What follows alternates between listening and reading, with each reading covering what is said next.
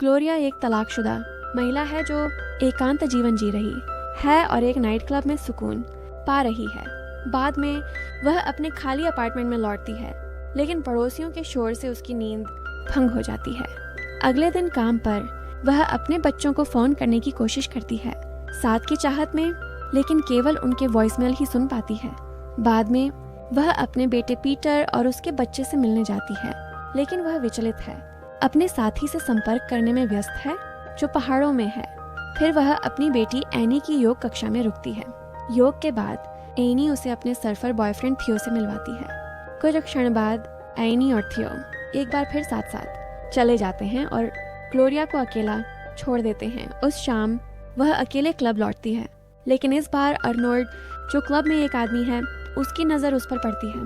वह बार में उसके पास आता है और बात करते करते उन्हें जल्दी ही एहसास होता है कि उनमें कुछ समानताएं हैं। वे दोनों तलाकशुदा हैं।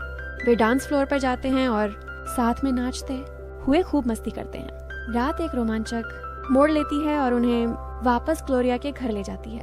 अगले दिन घर पर काम से एक कॉल लेते समय ग्लोरिया एक आवारा बिल्ली को देखती है जो हमेशा उसके घर में घुस जाती है और उसे वापस बाहर ले जाती है। शायद वह बिल्ली भी उतनी ही अकेली है जितनी वह है।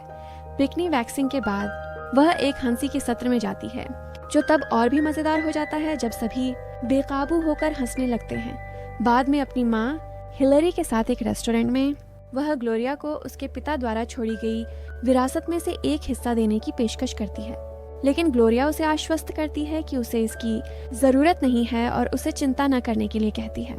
शाम को उसके पड़ोसी का शोर फिर से शुरू हो जाता है, जिससे ग्लोरिया निराश हो जाती है। कोई और विकल्प न होने पर वह अपनी मकान मालकिन को बुलाती है, जो उस लड़के की माँ है। वह उस स्थिति के बारे में बताती है जिससे उसकी नींद में खलल पड़ रहा है और सुझाव देती है कि वे उसकी मदद लें। अगली सुबह ग्लोरिया की नींद अर्नोल्ड के फोन से खुलती है, जो उसे डेट पर चलने के लिए कहता है। रेस्टोरेंट में वह कबूल करता है कि जब से वे साथ थे तब से वह उसे अपने दिमाग से निकाल नहीं पाया है। उनकी बातचीत अर्नोल्ड की पूर्व पत्नी के फोन से बाधित होती है, जो पैसे मांगता है। ग्लोरिया सोचती है कि क्या वह अब भी उसके साथ जुड़ा हुआ है, लेकिन अर्नोल्ड बताता है कि उसे अपनी बेटियों का पालन पोषण करना है। अर्नोल्ड बताता है कि 1 साल और 1 महीने पहले तक उसकी जिंदगी अलग थी, जब उसकी गैस्ट्रिक बाईपास सर्जरी हुई थी। वह बताता है कि उसका वजन कभी 280 पाउंड था, जिससे ग्लोरिया को यकीन नहीं होता। इसे साबित करने के लिए वह उस पुरानी तस्वीर दिखाता है, जिससे ग्लोरिया जोर से हंसती है। इसके बाद वह उसे अपने पार्क में पेंडुलम स्विंग के लिए ले जाता है और वह खूब मजा करती है।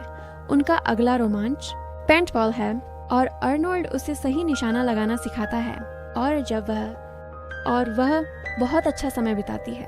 उनका अगला रोमांच पेंटबॉल है और अर्नोल्ड उसे सही निशाना लगाना सिखाता है, और जब वह आखिरकार लक्ष्य पर निशाना लगाती है तो वह रोमांचित हो जाती है। जैसे ही वे कार में वापस आते हैं, वे सैनिकों के एक समूह को देखने के लिए रुकते हैं। उनकी निगाहें जल्द ही एक दूसरे पर टिक जाती हैं, जिससे एक अंतरंग क्षण बनता है जो एक भावुक चुंबन में बदल जाता है। घर वापस आकर ग्लोरिया खुशी खुशी अपनी शाम बिताती है। स्टीरियो पर बज रहे संगीत के साथ गाती है। ऐसा लगता है कि उसका अकेलापन आखिरकार खत्म हो रहा है। बाद में एनी रुकती है और उसे थियो का एक वीडियो दिखाती है, जिसमें वह सर्फिंग कर रहा है। ग्लोरिया इस खेल की चरम प्रकृति से हैरान है और स्वीकार करती है कि थियो किसी भी क्षण अपनी जान गंवा सकता है।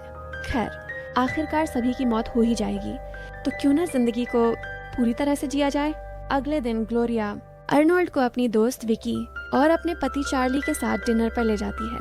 उनकी बातचीत नागरिकों के पास मौजूद राइफलों और दुनिया के अंत पर आ जाती है, और दोनों के अलग अलग नजरिए होते हैं।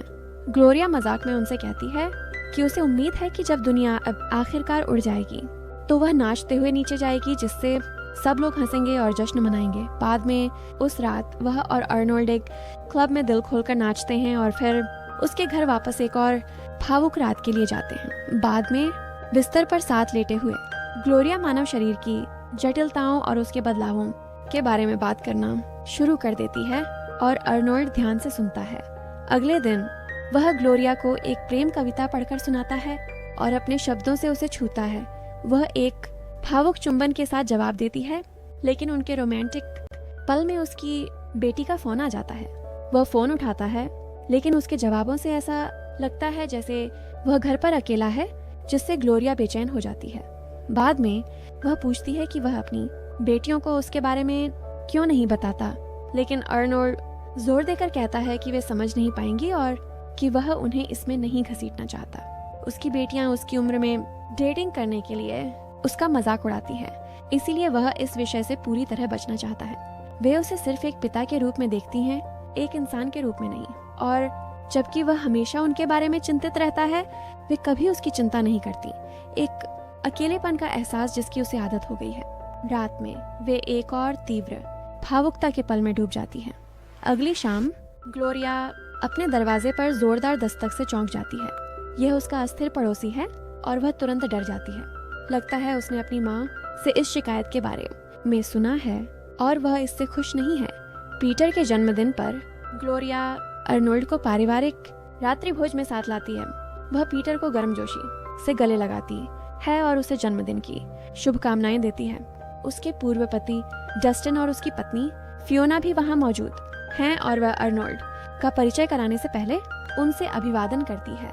शाम एक अजीब मोड़ ले लेती है जब ग्लोरिया एनी की गर्भावस्था के लिए एक टोस्ट बनाती है, जिससे डस्टिन चौंक जाता है। पता चलता है कि एनी ने अभी तक किसी को नहीं बताया था और ग्लोरिया केवल वही थी जो जानती थी। बातचीत जल्द ही अर्नोल्ड पर आ जाती है और परिवार उसके काम के बारे में पूछना शुरू कर देता है। वह बताता है कि वह एक मरीन था, लेकिन अब अपना खुद का पार्क चलाता है। जब उससे उसके बच्चों के बारे में पूछा गया तो उसने स्वीकार किया कि उसकी बेटियां अपनी उम्र के बावजूद अविवाहित और बेरोजगार हैं, जिससे माहौल थोड़ा तनावपूर्ण हो गया। बाद में डस्टिन थियो के बारे में पूछता है और एनी बताती है कि वह स्वीडन में रहता है। वह यह भी बताती है कि वह उसके साथ रहने के लिए वहां जाने की योजना बना रही है। डस्टिन को यह बात अच्छी नहीं लगती, जिससे ग्लोरिया सुझाव देती है कि एनी थियो का ईमेल पढ़े ताकि वह समझ सके कि वह किस तरह का इंसान है। हालांकि पहले तो वह हिचकिचाती है, लेकिन अंततः एनी उसे पढ़ लेती है और ग्लोरिया थियो के दिल को छू लेने वाले शब्दों से भावुक हो जाती है। फिर परिवार एक पुराना एल्बम पलटने लगता है और ग्लोरिया और डस्टिन की शादी की तस्वीरों पर हंसने लगता है। जहां सभी पुरानी यादों में खो जाते हैं, वहीं अर्नोल्ड असहज हो जाता है। यह पल उसे अच्छा नहीं लगता और अंततः वह चुपचाप मेज से उठ जाता है। किसी को तुरंत पता नहीं चलता। ग्लोरिया उस पल में पूरी तरह खोई हुई है। आखिरकार उसे अर्नोल्ड की अनुपस्थिति का एहसास होता है और उसे ढूंढना शुरू कर देती है। परिवार को जल्दी ही पता चलता है कि वह अपार्टमेंट से जा चुका है, जिससे वह चिंतित हो जाती है। वह उसे फोन करने की कोशिश करती है, लेकिन वह वॉइसमेल पर चला जाता है, इसीलिए वह एक संदेश छोड़ देती है। डस्टिन और फियोना के जाने के बाद वह अर्नोल्ड को फिर से फोन करने की कोशिश करती है, लेकिन वह जवाब नहीं देता, जिससे वह पूरी तरह टूट जाती है। उसकी व्यथा को भांपते हुए पीटर पूछता है कि अर्नोल्ड असल में कौन है, लेकिन उसे जवाब ढूंढने में मुश्किल होती है। अगले दिन काम पर अर्नोल्ड आखिरकार फोन करता है, लेकिन ग्लोरिया जो अभी भी परेशान है उसे बंद कर देती है और जोर देकर कहती है कि वह व्यस्त है। बाद में वह उसे पार्किंग में अपना इंतजार करते हुए पाती है, जिससे उसका गुस्सा और बढ़ जाता है। उसे बहुत दुख होता है कि वह उसके परिवार से मिलने के तुरंत बाद गायब हो गया, लेकिन वह समझाने की कोशिश करता है। वह स्वीकार करता है कि जब वे अपनी यादों में खोए हुए थे, तब वह खुद को खोया हुआ महसूस कर रहा था, मानो उसका कोई वजूद ही न हो। इसके अलावा उसकी बेटियों ने फोन किया था। यही असली समस्या लगती है। ग्लोरिया अपनी बड़ी बेटियों के साथ उसके लगातार दुर्व्यवहार से तंग आकर अपनी कार में बैठकर जाने लगती है। अर्नोल्ड उसके पीछे दौड़ता है और अपने प्यार का इजहार करता है, लेकिन वह उसकी बात नहीं सुनती और तेजी से वहां से निकल जाती है। परिवार कुछ देर के लिए फिर से इकट्ठा होता है, खुशी से गाता है, लेकिन ग्लोरिया खुद को अलग थलग महसूस करती है और शामिल नहीं होती। बाद में वह धूम्रपान शुरू कर देती है, जो उसने पहले ही छोड़ दिया था। जाहिर है अर्नोल्ड के साथ उसकी लड़ाई ने उस पर भारी असर डाला है। अगली सुबह वह आंखों की जांच के लिए जाती है और नेत्र रोग विशेषज्ञ से उसे पता चलता है कि उसकी हालत बिगड़ गई है। अगर इलाज नहीं कराया गया तो ये उसकी दृष्टि के क्षेत्र को कम कर देगा और उसके दैनिक जीवन को प्रभावित करेगा। उसे आंखों की बूंदें दी गई हैं, जिनका उसे पूरी जिंदगी इस्तेमाल करना होगा। उस रात वह अपनी परेशानियों से बचने।